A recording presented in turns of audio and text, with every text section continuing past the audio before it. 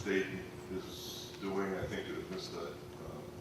Bray that mentioned a committee. Are you familiar with that? Are you involved in that? Can you expand on that at all? What is supposed to come out of that? Sure.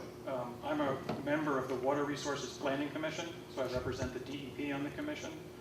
That Water Resources Planning Committee, in addition to the Citizen Trade Policy Commission and the Attorney General's Office, will be over a series of meetings this fall exploring essentially two questions. Should property law around groundwater change?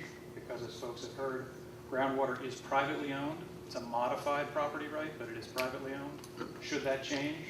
What does it mean if that is to be changed?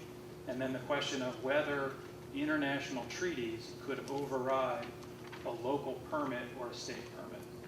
And much of the analysis on that has been talked about by the AG, and some of the information you have in front of you speaks to whether that is a significant policy question or not. But this group will evaluate that and present recommendations to the legislature, I think by January. And since that is not yet decided, would you advise this district to enter into any binding ordinances or anything that would tie us to any agreements about how we're going to regulate before we understand the implications of that decision?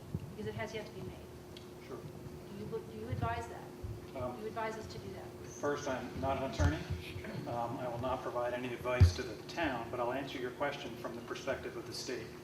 The state is comparable to the town in that we have regulatory authority over groundwater extraction.